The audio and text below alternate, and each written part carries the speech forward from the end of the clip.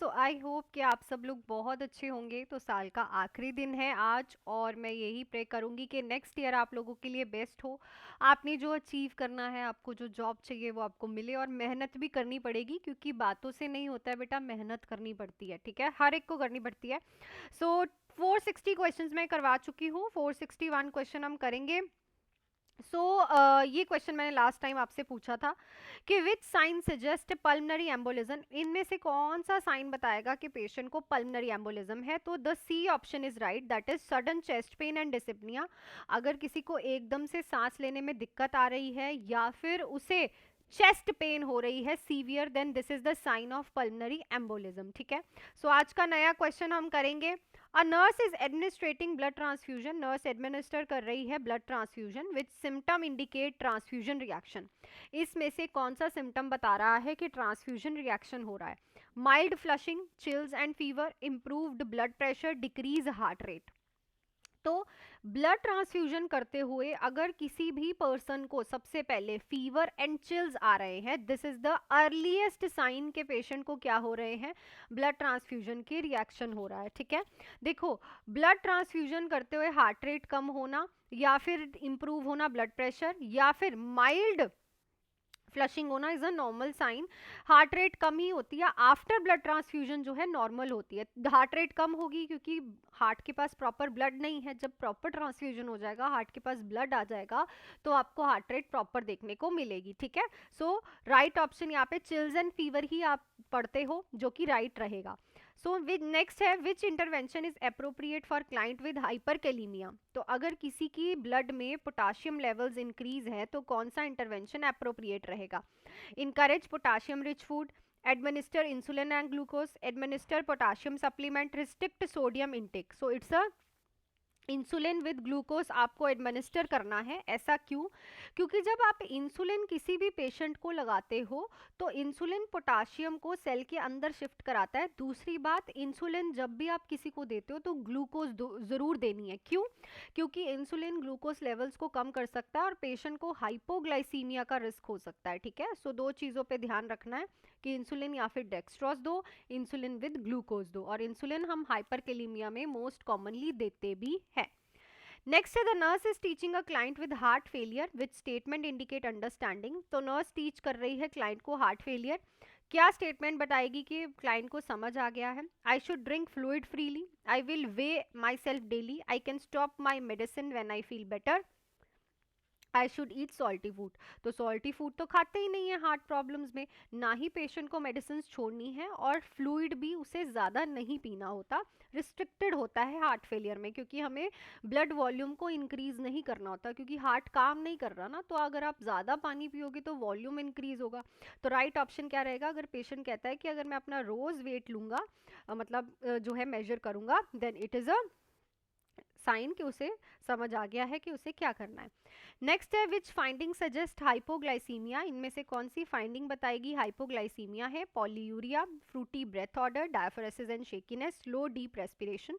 So it's a diaphoresis and shakiness, because glucose levels बहुत कम होते हैं, मसल के पास बिल्कुल भी ग्लूकोज नहीं होता है, तो मसल में शेकीनेस होती है। और पेशेंट को क्योंकि ग्लूकोज लेवल कम है, ब्रेन के सेल्स को भी प्रॉपर एनर्जी नहीं मिल पाती है, जिसकी वजह से डायफोरेसिस, शेकीनेस, ये सारी चीज़ें, चक्कर आने, ये सब देखने को मिलता है।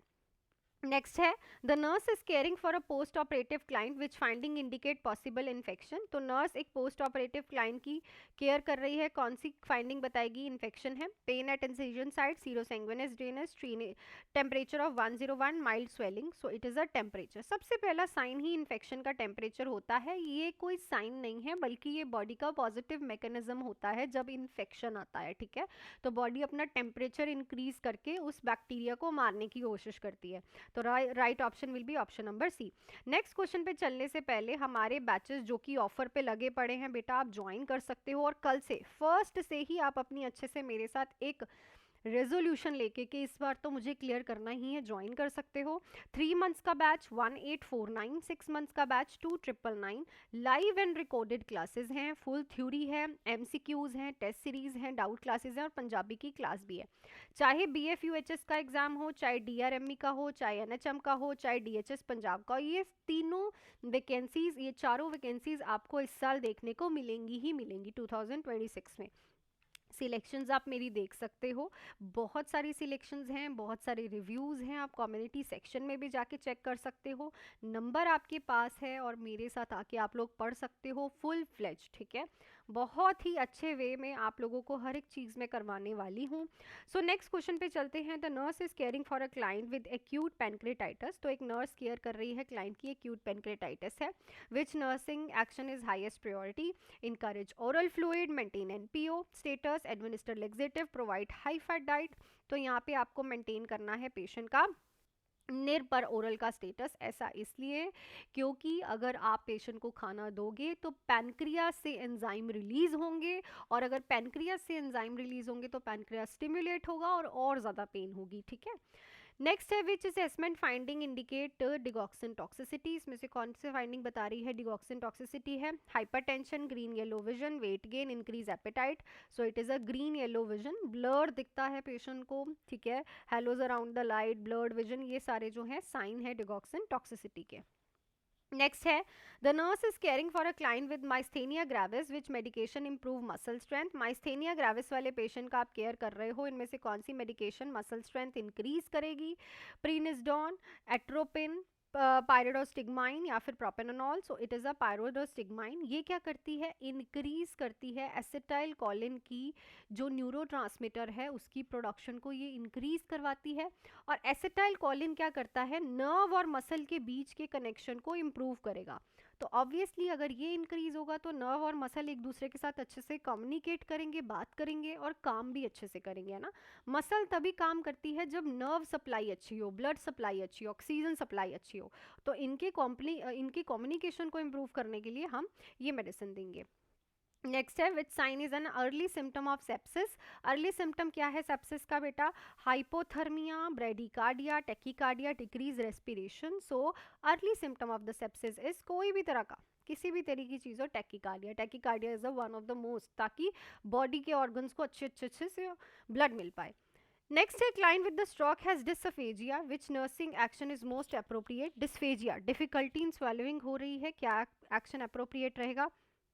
Place food on an affected side, give thin liquid, position client upright while eating, use a straw for fluid। तो आप लिख सकते हो कमेंट सेक्शन में कि राइट ऑप्शन यहाँ पे क्या रहने वाला है इस क्वेश्चन का। आई थिंक आज भी सारे क्वेश्चन आपको अच्छे से क्लियर हो गए होंगे। तो कल मिलती हूँ आपको नए साल में नए क्वेश्चंस के साथ। टिल देन ये ऑफर्स, कल लास्ट डे है ऑफर्स का, बेटा ज़रूर ज्वाइन करना अगर आप तैयारी करना चाहते हो मेरे साथ। आप लोगों को पता है किस तरह से मैं आप बच्चों को डील करती हूँ, हर एक चीज़ आप लोगों की प्रायोरिटी में रखी जाती है। 3 मंथ्स का बैच जो रहेगा उसकी फ़ीस है 1849 और 6 मंथ्स का 2999। ये ईयर की सबसे बड़ी जो मैंने डिस्काउंट लगा रखा है, तो फटाफट से आप लोग जुड़ जाना। और आप भी इसी तरह नेक्स्ट ईयर आपका भी इसी तरह सिलेक्शन हो, आपका भी इसी तरह ही रैंक आए, फटाफट से आप लोग ज्वाइनिंग कर सकते हो और पढ़ सकते हो। Till then do hard work, make your parents proud and all the best.